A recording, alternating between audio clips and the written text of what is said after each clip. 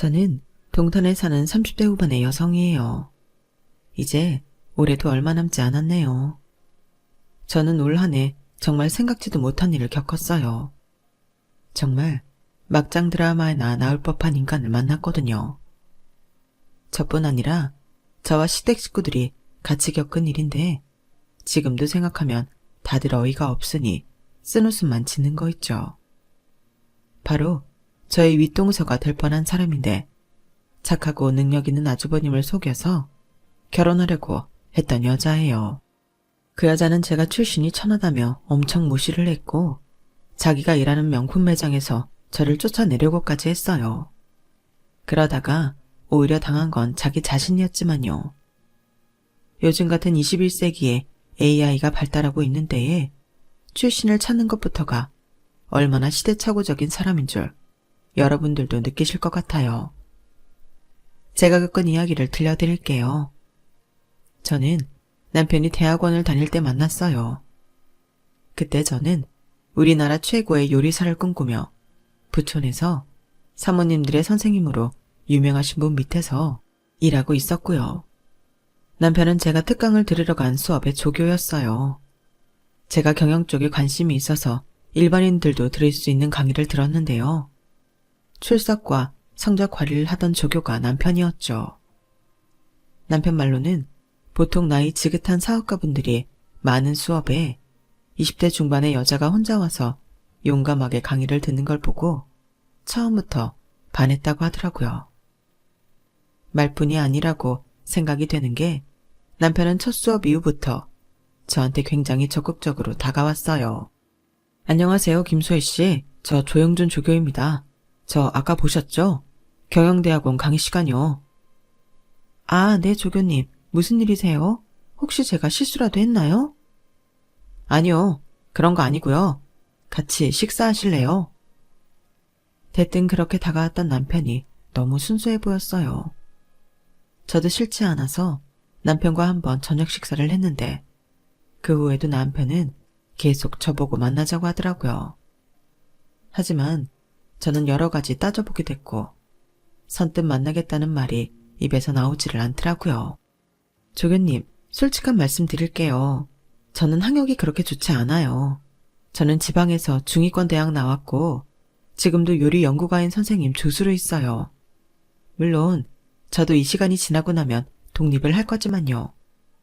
저희 집도 지방이고 조교님처럼 인류대 다니는 사람하고는 안 어울려요. 아니, 우리가 결혼하자는 것도 아니고 그냥 사귀는 것도 안 돼요? 그런 거 다 빼고 저는 괜찮아요. 만나보고 싶기는 해요. 물론 다른 거 생각 안 하면 만나보고 싶은 분위기는 해요. 그럼 일단 만나요. 만나보고 다른 거는 나중에 생각해요. 결국 저와 남편은 만남을 시작했고 결혼까지 약속하게 되었어요. 그 무렵에 남편은 대학원 박사과정을 졸업했고 1년간의 일본 대학에 가서 경영과정을 밟을 생각이었어요. 저는 그때 막 독립을 해서 한 레스토랑에서 일하고 있었고요. 남편이 일본에 가면 저도 따라가야 했는데 그건 문제가 되지 않았어요. 저도 일본에서 요리 공부를 더 할 수 있었으니까요. 그것보다는 남편 집에서 저를 어떻게 생각할지 그게 너무 신경이 쓰이더라고요. 아무래도 제가 객관적으로 볼 때 남편보다는 기우는 게 많은데 시댁에서 볼 때는 얼마나 볼품없을까 싶어 걱정이 되더라고요. 시아버지는 대기업 다니다가 은퇴하신 분이고 시어머니도 초등학교 선생님이었다는데 저희 부모님은 조그맣게 자영업을 하는 분들이어서 과연 결혼을 허락하실까 싶었죠. 저는 남편 집에서 어떤 말을 들어도 실망하지 않겠다고 마음을 많이 내려놓고 마지막 방문이 될 수도 있다는 생각으로 방문을 했는데 시부모님뿐 아니라 남편의 형인 아주버님도 저를 반겨주시고 너무 따뜻하게 맞아주시더라고요. 우리 영준이가 어디서 이렇게 예쁜 사람을 데려왔나 몰라? 하긴 제가 어릴 때부터 예쁘지 않으면 쳐다보지도 않았어. 아유, 집사람 말에 오해는 하지 마라. 네가 그냥 얼굴만 예쁘다는 게 아니고 전체적인 분위기가 그렇다는 뜻이다. 라는 시아버지 말에 저는 긴장이 풀렸어요. 김소혜입니다. 아버님, 어머님, 아주버님. 이렇게 부르는 게 이럴 수도 있지만 오늘 반갑게 맞아주셔서 정말 감사해요. 감사는 저희가 감사하죠. 영준 이제 일본 혼자 가면 얼마나 꼬질꼬질 후줄근하고 있을까 걱정했는데 이렇게 선뜻 같이 가주신다는 분이 있어서 저희도 한시름 놓았다니까요. 영준이 잘 부탁해요, 재수씨. 맞아. 아가씨가 우리 영준이 식사도 그렇게 잘 챙겨주고 건강식품도 많이 사주고 그랬다면서? 그 얘기 듣고 내가 진짜 마음 쉬고운 며느리였겠구나. 혼자 상상했다니까. 그런데 이렇게 직접 보니 정말 딱 마음에 든다. 마음이 얼굴에 드러난다고 참 편안하고 복도 많이 들어올 인상이야. 라며 시어머니가 옆에서 거드셨고요. 저희 부모님이야 더할 나위 없이 남편을 좋아하셨죠. 저와 남편은 양가 지인들의 축복 속에 결혼을 하고 얼마 안 돼서 일본에 갔고 거기서 남편은 경영학 연구를 했고 저는 일본의 요리 선생님한테 요리를 배웠어요. 원래 예정했던 것보다 조금 더 머무르게 되어서 총 2년 반을 일본에서 지내다가 한국에 돌아왔고요. 남편은 한 대학의 연구소에 들어갔고 저는 친한 선배가 자기랑 같이 젊은 사람들 취향에 음식점을 해보지 않겠냐고 해서 조금의 투자금을 넣고 일을 시작했어요. 제가 투자금을 조금만 넣고도 동업을 할 수 있었던 건 선배가 제 요리 실력을 좋게 봤기 때문이었어요. 소혜 씨가 음식 개발을 중점적으로 해줘. 나는 운영이나 사람들 관리를 맡을게. 소혜 씨 간단하면서도 맛있는 거 뚝딱 잘 만들어내잖아. 나 그 실력 믿고 같이 가자고 하는 거야. 언니의 기대에 부응할 수 있도록 열심히 노력할게요. 우리 한번 잘해봐요. 방하지만 말자고요. 야, 우리 안 망해. 그건 걱정하지 마. 나 한 1년 손님 없어도 버틸 정도의 돈은 있어. 그 사이에 너랑 내가 놀기만 하겠니? 어떻게든 해낼 테니까 마음 편히 하자. 선배는 집안도 넉넉했고 남편도 임대업을 해서 자금은 충분히 있는 사람이었어요. 그런 여유가 있으니 시작했겠지만 그렇다고 선배 말대로 1년간 식당에 팔이 날리게 할 수는 없었죠. 저는 음식 개발에 힘을 쏟았고 소박하고 친숙해도 감칠맛 나는 밥과 반찬을 만들기 위해 노력했어요. 남편과 친정 식구들, 시댁 식구들 모두 응원해줬고요.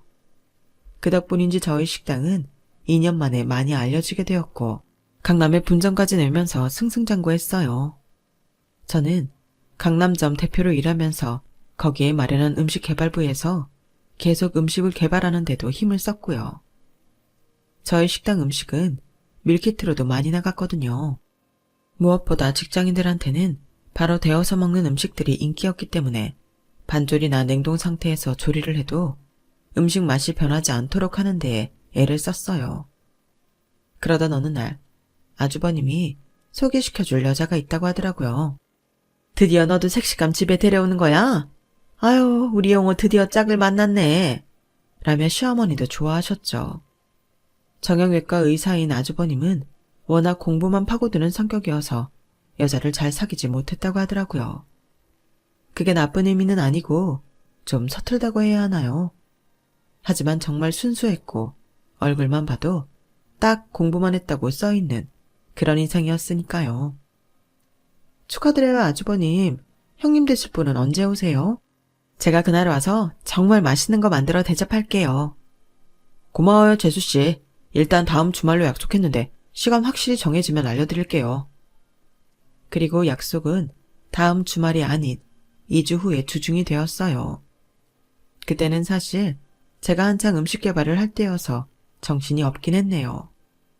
주말에는 음식 개발을 안 하고 식당에서 음식 관리만 하면 되는데 주중에는 개발팀과 회의도 하고 직접 새로운 요리도 만들어야 하니 오히려 더 바쁠 시기였어요. 그래도 아주버님이 결혼할 사람이 온다는데 그냥 있을 수 없었죠. 저는 일찍 가지 못할 것 같아 아예 요리를 식당 주방에서 만들어서 가져가겠다고 했어요. 아침부터 장을 봐서 미리 소스를 만들고 밑간을 하고 준비를 했음에도 식당 일도 해야 하니 시간이 너무 빠듯하더라고요. 저는 그날 마지막으로 만들어서 맛볼 개발팀 음식을 만든 후 서둘러서 장어를 굽고 도미 요리도 하고 떡갈비도 만들어서 부랴부랴 시댁으로 향했어요. 제가 도착한 건 예비 형님이 오기로 한 시간보다 20분 정도 늦었어요. 일만 하다가 늦어서 오다 보니 저는 에이프런도 벗지 않았고 겉에는 잠바만 걸치고 화장기도 없는 그런 상태로 예비 형님과 처음 만나게 됐어요. 제가 양손에는 보자기로 싼 음식 그릇을 잔뜩 들고 뚱뚱해 보이는 잠바에 후줄근한 바지를 입고 들어갔으니 초라해 보이긴 했을 거예요. 그런데 예비 형님은 딱 저랑 눈이 마주친 순간부터 저를 내리깔고 보는 기색이 역력했어요. 딱 저를 아래 위로 여러 번 훑어보더니 고개를 까딱하더라고요. 안녕하세요. 박경이라고 해요. 반가워요. 라더니 그 다음부터 저한테는 한마디 말도 안 붙이고 시어머니 시아버지한테만 어찌나 살갑게 굴던지요. 조금 섭섭하기는 했지만 미래의 시부모님한테 잘 보이는 게 잘못하는 일은 아니니 가만히 있었어요. 저도 예전에 분명 저런 모습이었을 거다 하면서요. 그날 만남이 마무리될 무렵 어쩌다 보니 부엌에서 저랑 예비 형님 만남게 되었는데 그 여자가 저한테 이러더라고요. 식당 일이 고되기는 하죠. 하긴 노동이라는 게 그래. 어쨌든 오늘 잘 먹었어요. 뭐 비싼 음식 흉내내려고 노력은 했네요. 흉내라고요? 저거 다 제가 양념 비율도 만든 거라서 흉내고 뭐고 할 게 없는데요. 저도 요리인으로서 자존심이 있어서 흉내라는 말을 들으니 발끈하게 되더라고요. 그래도 평소에 안 해보던 거 하려면 어렵잖아요. 식당에서 하는 음식들은 아니잖아. 막 하는 음식만 만들다가 저런 비싼 재료로 정성 들인 거 티내는 거 만들려니 고생했다 그 소리예요. 그러니 너무 고깝게 듣지 말고 음식 잘 먹었단 뜻이니까요. 은근 반말을 섞어가며 하는 말도 참 거슬리더라고요. 예비 형님은 나이만 따지면 저보다 한 살이 어렸거든요. 아직 결혼은 안 했지만 그래도 예우를 갖춰주려는데 그쪽에서 먼저 저를 깎아내리려고 하니 불쾌하기는 했어요. 아니, 막 하는 음식이라는 게 무슨 뜻이에요? 세상에 그런 음식은 없어요. 일반 식당에서 많은 사람들이 먹는 건 뭐 대량으로 대충대충 조미료 넣고 만드는 거잖아요. 재료도 싸구려고. 제가 무슨 음식을 만드는지 보지도 않고서 그런 말씀하시는 거예요? 안 봐도 딱 알지. 하고 다니는 거 보면. 뭐 웬만한 식당이 아니고는 다 그렇지 않겠어요? 내가 한남동에 있는 명품 보석 매장에서 일하잖아요. 그래서 다 안다니까. 이 사람이 돈이 있나 없나, 분해가 나나 안 나나. 명품 회사에서 일하다 보면 그런 감이 발달하는 법이에요. 그러니까 내 앞에서 괜히 있는 척하려고 애쓰지 마요. 나한테 벌써 다 뽀록났으니까. 말투며 쓰는 단어들까지 참 마음에 안 든다 싶었어요. 그래도 아주버님이 좋다고 하는 여자인데 그렇게 좋아하는 데에는 내가 모르는 좋은 점이 있을 거라고 애써 화나는 마음을 눌렀어요. 아주버님이야 워낙 집안이 어떻다, 우리 가족이 뭐한다, 그런 티를 내는 사람이 아니어서 저에 대해서도 이런저런 설명을 하지는 않았을 것 같더라고요. 아주버님이 워낙 성실한 데다가 자기 입속을 잘 차리지는 못해서 저는 그게 너무 안타까웠어요. 한 번은 같은 대학 선배와 병원을 차렸는데 그 선배가 뒤통수를 차렸는데도 자기 돈도 돌려받지 않고 그대로 나온 적도 있었고요. 저는 아주버님이 학교에서 학생들을 가르치는 게 더 어울린다고 생각했고 그런 뜻을 전한 적이 있어요. 재수씨 말도 맞지만 저도 돈 벌어서 부모님한테 효도해야죠. 학교에 있어도 돈이야 벌겠지만 제 시간이 너무 없어서 부모님하고 함께할 시간이 거의 없을 거 아니에요. 그럼 제가 아주버님 병원 내는데 돈 보탤게요. 어머님 아버님 보태주신다는 것도 좀 모자라잖아요.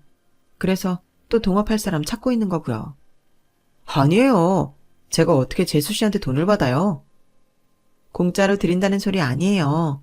병원 안정되고 나면 그때부터 조금씩 갚으시면 되잖아요. 그러자 고맙다며 닭똥 같은 눈물까지 뚝뚝 흘렸던 아주버님이었어요. 이렇게 착한 분이 좋은 여자를 만나기를 바랬는데 그날 본 예비 형님은 아무래도 사람이 좋아 보이지는 않았어요. 그건 남편도 비슷한 의견이었고요. 엄마 아버지한테는 엄청 잘하려고 노력은 하는데 왜 뭔가 이렇게 찝찝한지 모르겠어.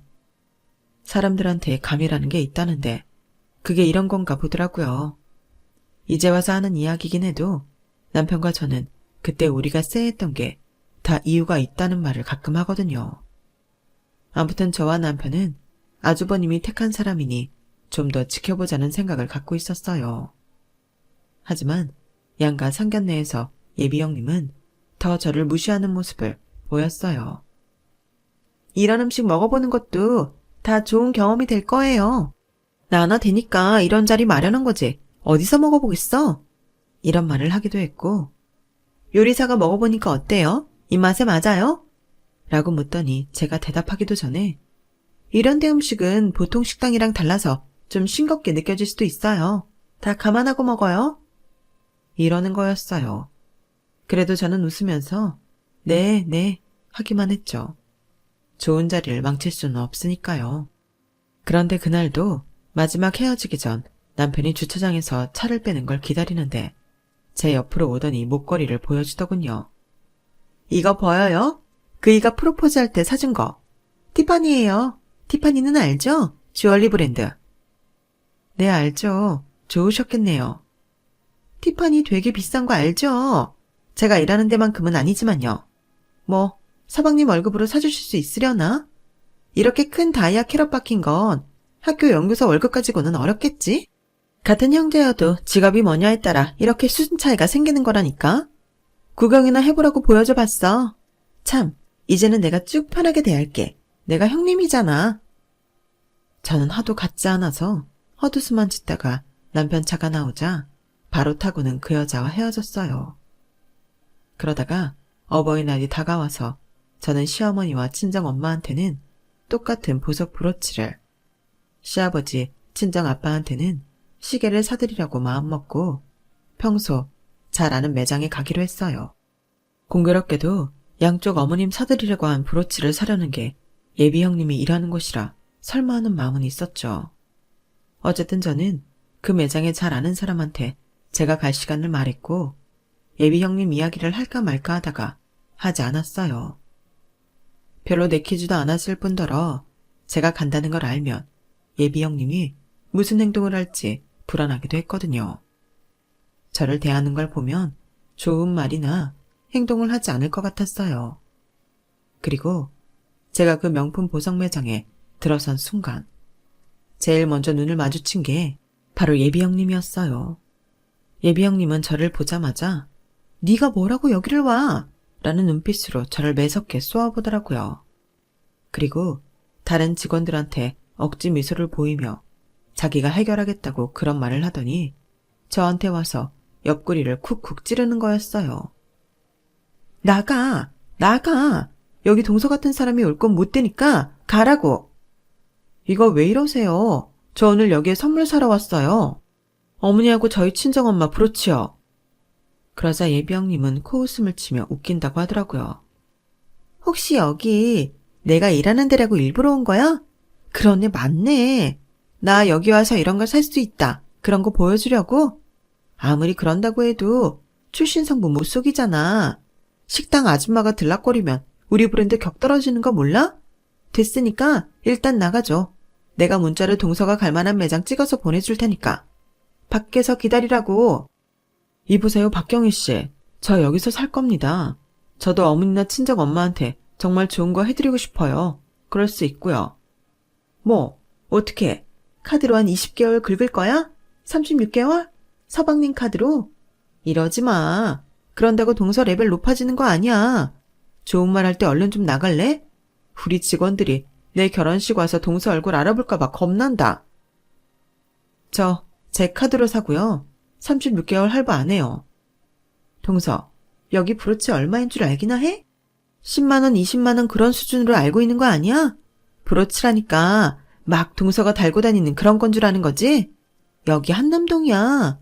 동서랑은 사는 세계가 다른 곳이라고. 여기가 동서 식당 있는 동네인 줄 알면 큰 오산이야. 아무튼 일단 나가 있어. 나 진짜 직원들이 동서 얼굴 기억해서 결혼식 때 알아볼까 봐 너무 쪽팔린다고. 그러면서 제 허리를 남들 몰래 비틀어 꼬집으며 저를 문 쪽으로 밀더라고요. 저는 화가 나서 더는 가만히 있으면 안 되겠다는 생각이 들었어요. 이거 왜 이래요? 왜 남의 허리를 꼬집어요? 지금 뭐 하는 거예요? 여기 매장 매니저 오라고 하세요. 야, 너 지금 미쳤지? 지금 어디서 큰 소리로 매니저님을 불러대. 매니저님이 네가 부른다고 오고 가란다고 갈 사람인 줄 알아? 저분은 진짜 찐 부자만 상대하는 분이라고. 나한테 혼나기 싫으면 지금 당장 나가. 혼나긴 누가 혼나. 혼나는 건 박경이 너겠지. 너 여기 사람들한테도 착한 척만 하고 있는 거지? 우리 아주버님한테 그러는 것처럼. 하, 진짜 이 아줌마가 이제 소설까지 쓰시네? 아무튼 여기 물건 당신은 못 사요. 만져보지도 못할 테니까 내가 경비 부르기 전에 당장 나가라고. 그나마 내가 여기 있으니까 이 정도로 끝난 줄이나 알고. 그때였어요. 매장 안쪽에서 누군가 나오더니 저를 불렀죠. 어머, 김 대표님, 오셨으면 저 찾지 않으시고 왜 그러고 계세요? 박경희 씨, 지금 뭐 하는 거예요? 매니저님, 걱정 마세요. 제가 바로 내보낼 거예요. 안 그래도 내보내려고 하고 있었어요. 누굴 내보내? 김수혜 대표님? 내 손님인데? 내 손님이요? 순간 예비 형님은 그 자리에 얼음이 돼서 서 있었어요. 제가 매니저 손님이라는 게 믿기지 않는다는 눈빛이었어요. 내가 오늘 중요한 고객님 오신다고 했잖아. 바로 그분인데 지금 왜 박경희 씨가 나서서 이러고 있는 거야? 아니, 저는 그러니까 이 사람, 아니 동서, 식당에서 일하는 사람이에요. 다른 고객님이랑 헷갈리신 거죠? 뭐가 어째? 지금 뭐라고 했어? 식당에서 일하는 사람? 그래, 우리 딸이 음식개발팀에 있는 땡땡 한정식에서 일하시니까 식당에서 일하시는 건 맞네. 근데 말투가 그게 뭐야? 지금 내 귀한 손님한테 무슨 실수를 하고 있는 건 줄 알아? 네? 땡땡 한정식 대표가 이 사람이라고요? 예비 형님은 귀신이라도 본 것 같은 표정으로 저를 쳐다봤어요. 그래, 종로에 본점 있고 강남에 분점 있는 그 한정식. 거기 밀키트 사업까지 해서 얼마나 큰지 박경희 씨도 알지 않나? 잘 나가는 사업에 관심 많으니까. 거기 강남점 맡고 계시고 공동 창업자인 김소혜 대표님이셔. 아니, 그냥 만만한 동네 식당 아줌마 아니었어요? 그러자 매니저는 짜증스럽게 예비 형님을 저한테서 떼어냈어요. 세상에 만만한 식당이 어디 있어. 그리고 박경희 씨 표현대로 동네 그냥 그런 식당 아줌마라면 강남점 건물을 소유하고 있겠니? 아무튼 박경희 씨, 안 되겠으니까 나중에 다시 이야기하기로 하고 일단 좀 떨어져. 나는 김 대표님 모실 테니까. 그렇게 예비 형님은 결국 저한테서 떨어졌고 저는 매니저의 안내로 안쪽에 있는 응접실로 들어갔어요. 제가 양쪽 집 어머니들한테 드릴 브로치를 고르고 포장을 기다리고 있는데 예비 형님이 바깥을 힐글거리며 들어오더군요. 보아하니 매니저 몰래 들어온 것 같았어요. 저기 동서, 아니 대표님, 아니 왜 그런 얘기 진작 안 해주신 거예요? 아니면 제가 그러지는 않았을 텐데. 사람 겉모습만 보고 판단한 경희 씨가 문제 아닌가요? 그리고 저 오늘은 다른 날과는 다르게 이 매장에 어울리게 걸치고 나왔는데 그런 것도 안 보이죠? 그제야 예비 형님은 저를 자세히 보고는 눈을 질끈 감더라고요.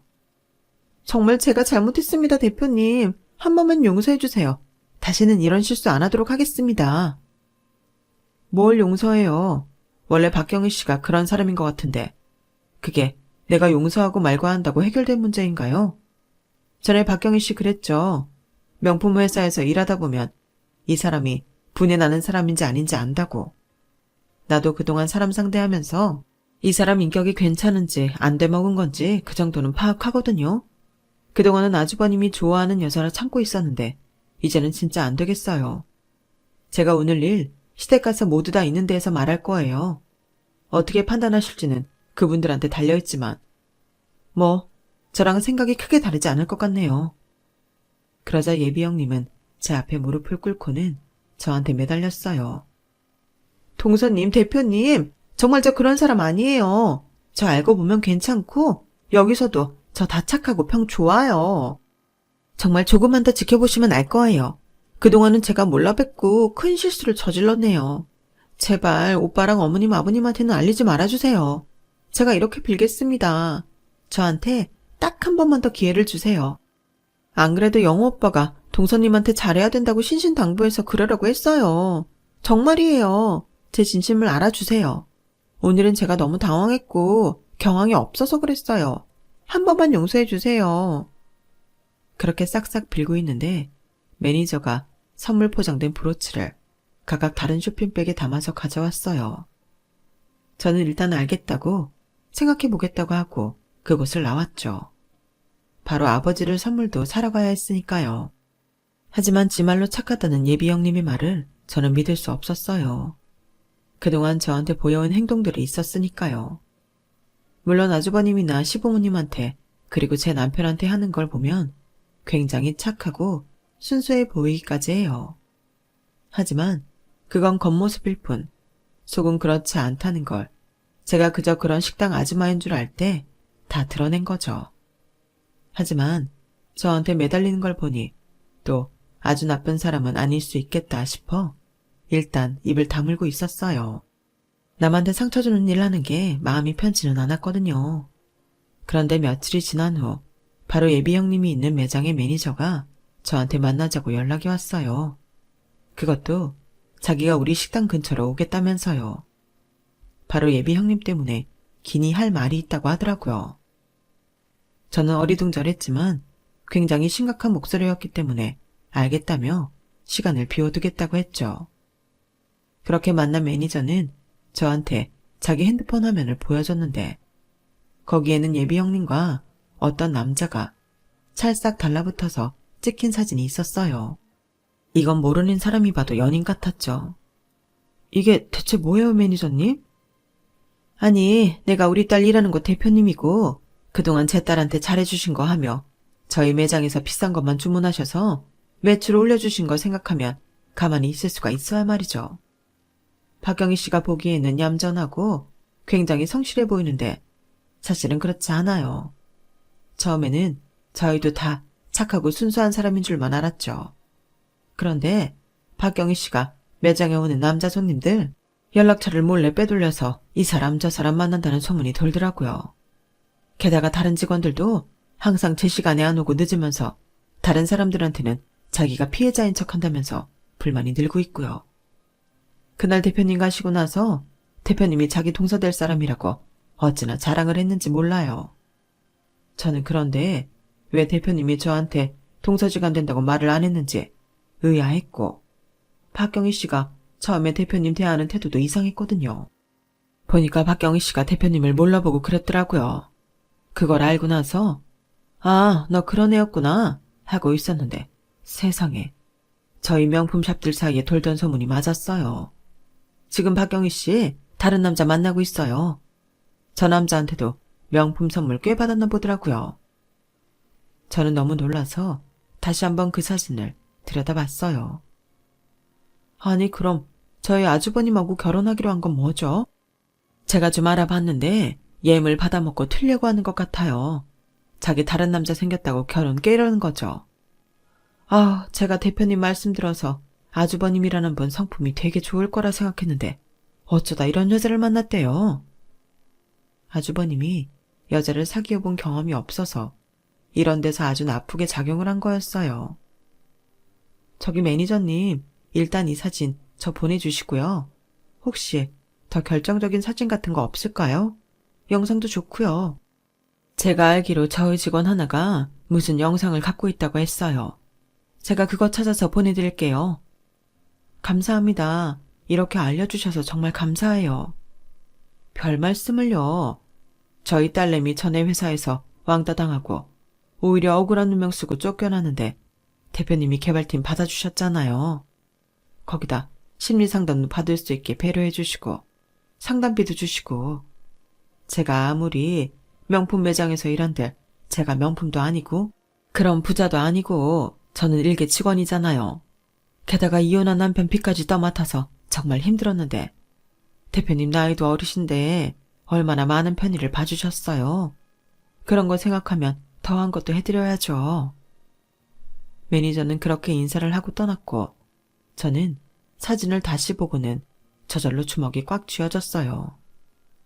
그 박경이라는 여자를 도저히 용서할 수가 없겠더라고요. 아주버님처럼 순수하고 자상하고 착한 사람을 이용해 먹으려 들고 저희 시부모님까지 속여서 자기 입속을 챙기려 하다니요. 저는 그날 시댁의 남편과 찾아가서 사진을 보여드리고 매니저한테 들은 이야기를 다 했고 저한테도 그동안 어떻게 행동했는지까지 말을 했죠. 다들 충격을 받아서 한동안 아무 말도 없더라고요. 하지만 이걸 정리해야지 어쩌겠냐는 쪽으로 이야기가 흘러갔어요. 혼수가 오가지 않고 그 전에 알게 된 것만도 다행이라고요. 아주버님은 그동안 그 여자가 요구한 비싼 선물들을 꽤 많이 한 상태이긴 하더라고요. 저희는 의논한 끝에 일단 한복을 마치기로 한 날 한복집 앞에서 만나기로 했어요. 거기에 그 여자 친정 부모님도 같이 나오라고 했고요.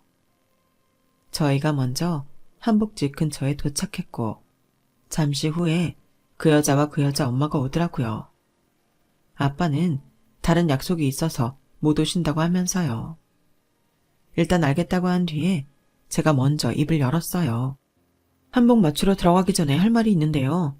형님, 아니 박경희 씨, 아주버님하고 저희 시부모님한테 할 말 없어요? 무슨 할 말이요? 혹시 제가 전에 매장에서 실수한 것 때문에 그러시는 거면 제가 그날 충분히 사과드려서 괜찮은 줄 알았는데요. 그거 말고요.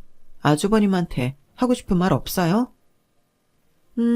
이따 저녁 같이 먹자. 뭐 그런 거요? 왜 그러세요? 무슨 말씀을 듣고 싶으신데요? 여자 어머니도 궁금하다며 왜 그러냐고 묻더라고요. 저는 어쩔 수 없이 여자가 다른 남자와 꼭 붙어있는 사진을 들이밀었어요. 그 여자는 처음에 당황하더니 곧 평정심을 찾더군요. 네, 봤어요. 근데 이게 왜요? 요즘은 친구들끼리도 잘 이러고 다녀요. 김 대표님, 아니 동서. 내가 1살 어리긴 해도 결혼하면 손윗사람 되니까 동서라고 말 놓을게. 나 때문에 기분 나빴다고 이러는 건 아니지. 어디서 출처도 불분명한 사진을 갖고 와서 나를 이상한 여자로 모는 거야? 그것도 아버님, 어머님 다 있는 데서 우리 엄마까지 있고. 나 그렇게 산 사람 아니야. 이러지 말자. 마음 아픈 소리 했던 건 정말 미안하지만 그렇다고 나한테 이러면 안 되지. 지금 저지른 이 일은 동서가 책임져. 나한테 사과하고. 사과는 무슨 사과? 그럼 이건 뭐야? 이번에는 제가 동영상을 보여줬어요. 그랬더니 호텔에서 그 남자랑 다정하게 껴안고 나오면서 언제 또 보냐, 우리 사랑 영원하다. 이런 낯간지러운 말을 하는 게 다 나왔죠. 그제야 그 여자는 얼굴빛이 파래지더니 어쩔 줄 모르더군요. 네가 출처도 불분명하다던 그 사진은 니네 매장 매니저님이 직접 찍어서 나한테 보내준 거야. 그리고 너, 저 남자 한 명 아니더라? 너 어차피 우리 아주버님하고 결혼 안 할 거니까. 아니, 못 할 거니까. 너라고 할게. 네가 나보다 1살 어리잖아. 너 이 남자는 뭐야? 저는 어떤 남자의 SNS 계정을 보여줬어요. 거기에는 리조트에서 다정하게 사진을 찍은 다른 남자와 그 여자가 있었죠. 너, 이 남자가 너랑 사귀는 거 맞다고 확인까지 해줬어. 니네 매장에 오는 손님이라던데 비싼 남자용 보석 많이 사가는 사람이고 너 이러는 거 니네 매장 직원들 진작 눈치채고 있었어. 알아? 그러면서 어떤 직원이 저한테 대신 전해달라는 문자를 보여줬어요. 거기에는 이렇게 써 있었어요. 박경희, 너는 네가 착한 사람인 줄 알지? 맨날 일 실수해놓고도 착하다는 이유로 빠져나가고. 넌 착한 게 아니야. 재수없는 거지. 그제야 그 여자는 얼굴이 빨개져서 발을 동동 굴렀어요. 저기, 그러니까 아니에요. 오해예요. 이 남자들하고는 친구처럼 만난 건데 이 사람들이 오해를 해서 그래요. 정말이에요. 오빠, 아니야. 나 오빠랑 결혼하고 싶어. 나 의사 사모님 되고 싶다고. 그러니까 나 한 번만 믿어줘. 웃기지 마. 너 회식에서 술 잔뜩 취해서 네 입으로 말했다더라. 우리한테 예물 뜯어내고 결혼 깨버릴 거라고. 그 말 증언해줄 직원이 줄을 섰던데? 제가 여기까지 말하자 시어머니가 화난 목소리로 여자 어머님한테 말씀하셨어요. 참, 딸 교육 잘하셨습니다. 어떻게 남의 집 자식한테 이런 상처를 줍니까? 여기서 이만 끝냅시다. 점잖게 끝내고 싶었지만 우리 아들 눈에 피눈물 나게 한 거 너무 억울해서 이렇게라도 해야겠더군요. 그러자 여자 어머니는 잘못했다고 고개를 조아렸어요. 그 여자는 시어머니 손을 잡고 아니라며 펄펄 뛰더군요. 아니에요, 어머니. 이게 다 오해예요. 정말 잘못했어요. 물론 아직까지 제가 친구들을 끊어내지 못한 건 잘못이지만 제가 너무 정이 많아서 그랬어요. 정말 잘못했어요. 잘못했습니다, 아버님, 어머님. 오빠, 나 한 번만 믿어줘. 나 진짜 오빠 많이 많이 사랑해. 그러자 아주버님이 기운 없는 목소리로 이러더군요. 너는 나를 그렇게 사랑하는데 친구들하고 호텔에 가고 리조트에 가니? 다 됐고 내가 너한테 사줬던 것들 다 돌려줘. 한 개라도 빼먹으면 바로 너 고소할 거니까 허튼 수작은 부리지 않는 게 좋을 거야. 그렇게 단호하게 말을 한 후 아주버님과 시부모님은 돌아섰고 그 여자는 끝까지 아니라며 울고불고 난리를 치더라고요. 그러자 여자 어머니가 여자를 때리면서 마구 화를 냈어요. 이 미친 거사, 넌 대체 뭐라고 산 거야? 진짜 내가 어디서 이런 걸 낳았는지 원? 내가 창피해서 못 살아. 그렇게 그날의 소동은 끝이 났고 아주버님은 그 여자와 파혼하기로 하고 예식당도 취소하고 모든 예약도 다 취소했죠. 여자는 아주버님한테 그동안 받은 값비싼 보석들을 모두 돌려줬고요. 그 후 여자는 매장에서도 해고되고 그간 저지른 일이 그쪽 바닥에 소문이 나서 더는 명품 쪽 일을 할 수가 없다고 하더라고요. 얘기 듣기로는 중소기업에 들어갔다가 거기서도 못 견디고 나와서 어디 마트에서 일한다고 하더라고요. 착한 사람 이용해 먹으려고 하고 사람을 겉모습과 직업으로 판단해서 깔보고 무시하더니 솔직히 꼴 좋다는 생각도 들어요. 아주버님은 그때 많이 힘들어하셔서 저희 부부가 일부러 해외여행도 보내드리고 같이 주말도 보내고 그랬죠. 그랬더니 지금은 많이 극복하고 밝아진 것 같아요. 하지만 당분간은 여자를 만나고 싶지 않다고 하시네요. 이 모든 것도 시간이 지나면 완전히 극복하고 정말 좋은 여자를 만날 거라고 믿고 있어요. 제 이야기는 여기까지예요. 들어주신 분들 모두 건강하시고요. 행복하신 나날들만 되시길 바랄게요. 긴 이야기 들어주셔서 감사드려요. 여러분, 사연 댓글에 응원과 현명한 조언 부탁드려요. 좋아요와 구독은 저에게 큰 힘이 됩니다. 오늘도 좋은 일 가득하세요.